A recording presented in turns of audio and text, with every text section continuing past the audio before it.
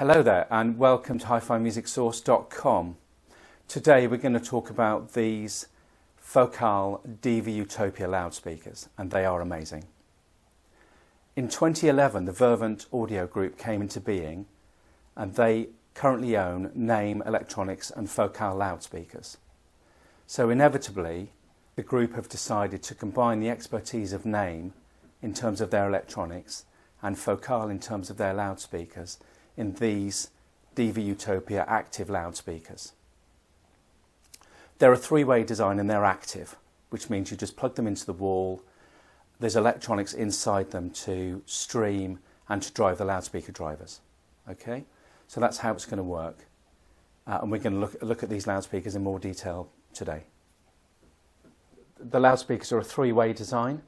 So we've got a tweeter at the top here, a mid-range, and there's some side-firing woofers here. And I'll talk you through these individually.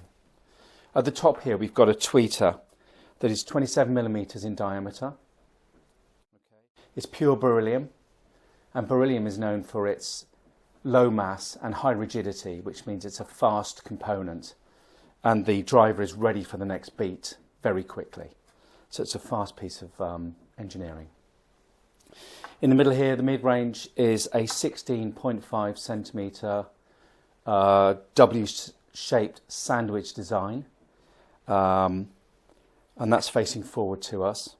And at the side we've got four woofers. These are also 16.5 centimetres, and each of these units is driven individually by their own electronics, their own amplification, and that's the active part of the design. At the base of the loudspeaker is the bass reflex port, and that is at the bottom here. So you can't see it, but if you feel under here, the air in the unit is driven down by the drivers and exits down the bottom. The DIVA Utopias are a pair. They come as a matched pair. They consist of a primary loudspeaker, which is this one here, and a secondary loudspeaker, which is that one over there. So the primary loudspeaker houses all of the streaming electronics and the fancy inputs, like the analog input from the turntable and the digital inputs if you have them, say from a CD player. It also houses like a USB input and an optical input if you have a CD player connected, something like that. The cabinet itself is made of a high density polymer, and you can see that polymer because these felt pieces actually are removable because they're attached with Velcro, so you can actually remove them. And I believe this hints at a future options in terms of colours, different coloured felts maybe. And I certainly personally feel that a wooden solution that you could retrofit would be needed in a range like this for other people. But otherwise I really like this felt look. It's quite understated and it works for us in this room. The full specs for these DIVA Utopia are on the screen here, with more details on the website at focal.com. We're going to talk about performance now of these loudspeakers. I'd first of all just want to draw your attention to the sound stage that we have here. So I'm sitting in a slightly larger room. Behind the camera we've got a kitchen area that we basically live in, and this is our sort of living space that we spend a lot of our time in as well, with the television over there. So this room is quite large. I'm going to say it's about 10 metres long at least, with a higher ceiling. These loudspeakers are filling this room with ease. I mean, it's very comfortable indeed. So what I normally do when I'm starting to listen to loudspeakers like this, or any audio product, is I start with a track called Dancing with the Women at the Bar. It's by a band called Whiskey Town, and this has a really nice vocal, and I put this track on first to find the vocal in the centre of the soundstage. And in this case, having used the app, there's room correction in the app, in the Focal Naim app, but that helps you to get the room dynamics correct, and it helps you to centre the vocal. So I get a very, very nice centred vocal in these loudspeakers straight away. Secondly, when you listen to this track, there's fabulous resolution, for example with the guitars and the vocal itself. So I'm getting immediately this feeling of resolution and detail from the loudspeakers straight away, and this is going to be a function of their active setup with an individual amplifier on each driver, giving the grip to the loudspeaker drivers here. So that's the first thing that I look for. I also tend towards another track called The Sound of Silence, the Simon & Garfunkel track. And this is a cover version that a band called The Chromatics do. Okay, so there's fabulous detail in this track as well. There's a striking of a match at the beginning of the track, which is electric in these loudspeakers. And there's a bass response that's, you know, the current trend for deep bass response in the middle of the track. And that comes across in spades with these loudspeakers. And there's a huge, deep draft of bass response coming from these loudspeakers coming out the bottom. So those are the first two things that I feel and I hear with these loudspeakers. This huge bass response filling the room and resolution, resolution, resolution. So it's a fabulous sound. So although I've just talked about the weight of the room and the bass response from these loudspeakers, on the tonal side, I'm finding these speakers really fairly neutral in tone. So I'm not getting any sort of undue signals in the high end, in the treble region, the mid-range, and nothing's distracting me. So I just wanted to add that the tonal balance of these loudspeakers, to me, feels quite neutral. I think this comes across in the detail and the resolution I was talking about previously. So some concluding thoughts then from these loudspeakers. I've found my preferred and my best reviewing experiences, they've always involved active loudspeaker configurations.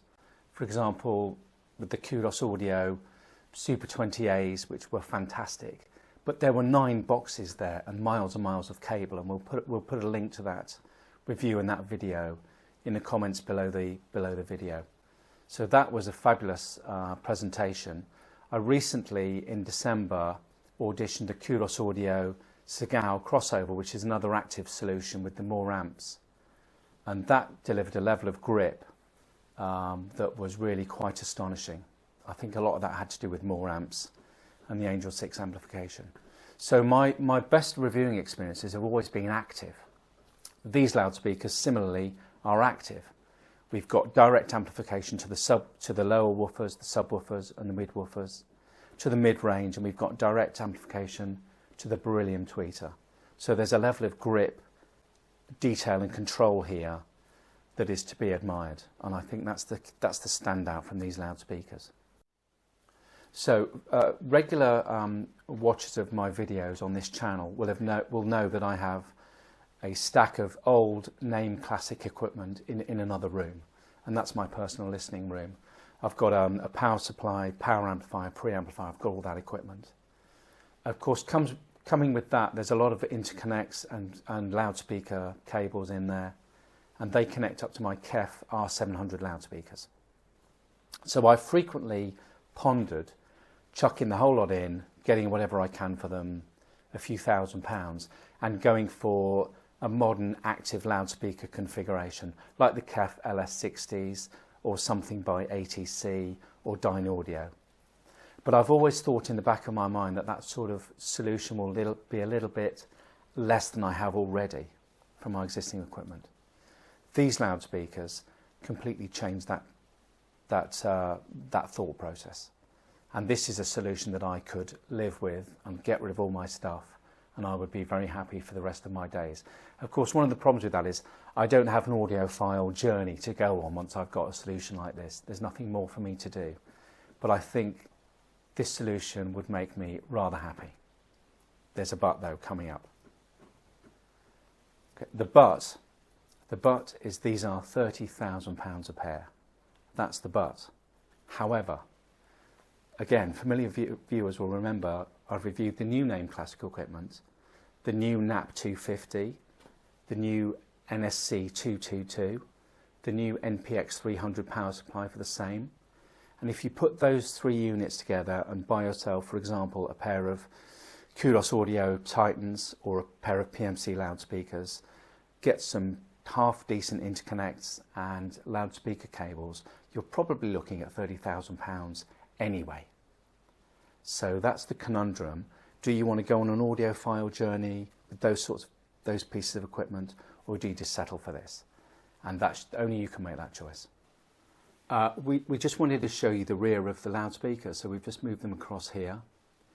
You can see the rear. This is the primary loudspeaker, Okay, there's a large radiator unit here that is radiating any heat that's coming from the amplification, and all the inputs are here on the primary loudspeaker. The secondary loudspeaker behind us is linked to this primary loudspeaker either by a hardwired Ethernet cable, or it can connect by Wi-Fi. And of course we're connecting to the network either through the LAN, you can see there where my finger is, or we can connect on Wi-Fi, and I've been using Wi-Fi most of the time, to be honest. You can see the inputs here. There's a USB input, so this has been fun for me with my Radiohead hacked mini discs, which are on this USB stick. There's an analog input which I've been using for my turntable. There's a digital input here which is an optical Toslink style.